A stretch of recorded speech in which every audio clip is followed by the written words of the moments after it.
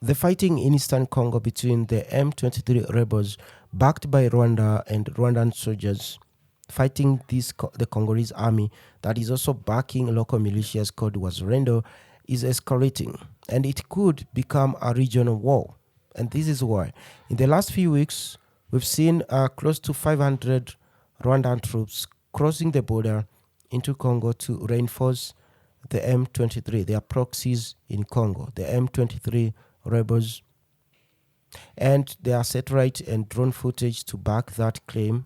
This is not just blind accusations. We have videos and drone footage and photos to prove that Rwandans are operating in Congo. They have trenches in Kibumba, and yesterday they were fighting in this region called Tongo, which is closer to in Rutshuru, basically. It's south of the town of Bambo, which 2 weeks ago was captured by M23 rebels, but then they left towards Kichanga, which they tried to capture this week.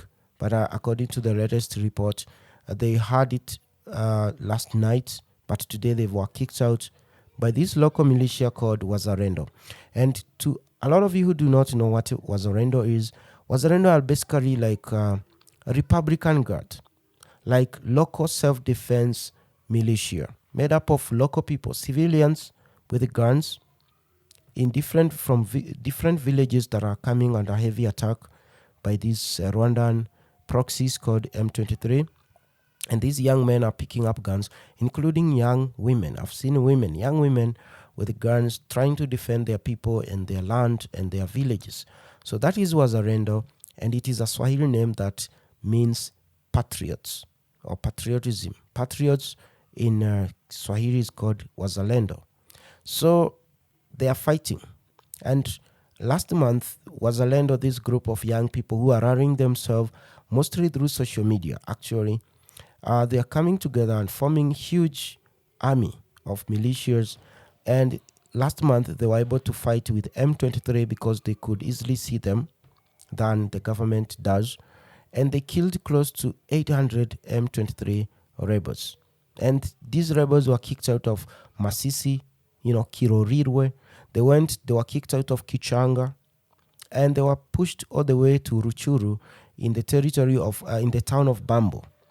And that's when Rwanda sent about 500 RDF, Rwandan Defense Force, to reinforce these M23 rebels, or the Rwandan proxies in Eastern Congo. And according to the latest pattern, is that Rwanda wants this war ended as fast as possible. So they have given orders to their troops there and these M23 to try to capture the city of Goma as fast as possible. And this is what is happening there. And they are trying to capture the city of Goma, so they've been fighting in Burungu, which is slightly on the western side of the Mountain Nyiragongo.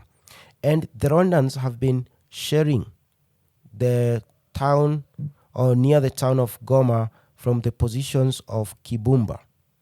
And one Kenyan troop or one Kenyan soldier was killed as a result of those sharing. The ones operating from Burungu, trying to capture the town of Sake, they attacked the Burundi soldiers where they are positioned in that territory, slightly north of Sake, on your way to Masisi. So they've attacked the Burundi positions. They've attacked Burundi food supply trucks several times, and they've killed close to 8 Burundi soldiers doing that. And Burundi have said that they are going to stop being peacekeepers and engage these Rwandan proxies. And Rwanda is accusing Burundi of fighting alongside Wazalendo. But you see, Burundi is there to maintain peace. Wazalendo are Congolese. So Burundi has no problem with these young men. So definitely, I don't see any problem with that. But Rwanda is furious, saying that Burundi went there to train these Wazalendo and give them guns. So that is a claim from the Rwandan side. Though Rwanda again is not denying that they are arming M23, or the M23 are actually Rwandans in Congo pretending to be Congolese people. The Kenyans are saying nothing about their killed soldier.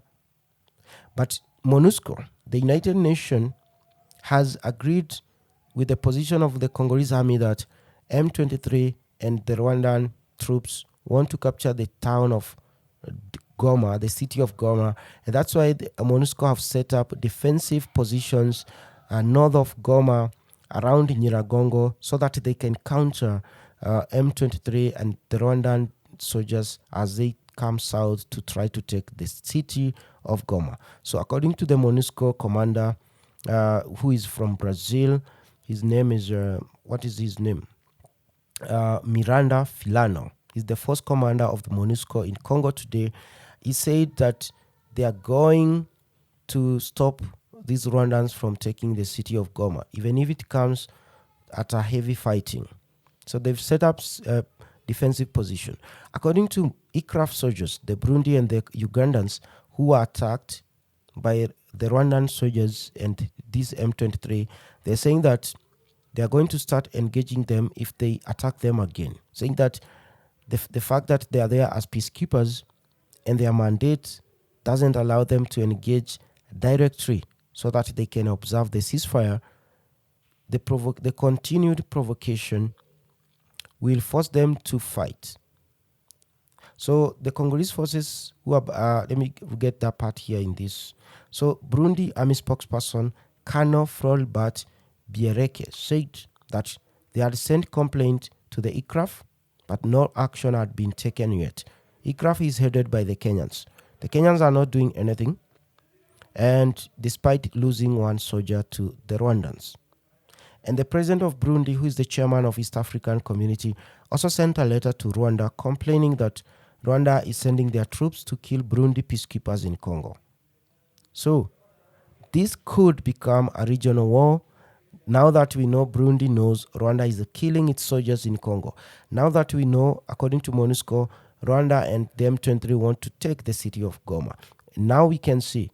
And according to the Ugandan soldiers in Rutshuru, they also say that 3 of their soldiers were attacked by Rwandan troops firing from Rumangabo. So that territory there.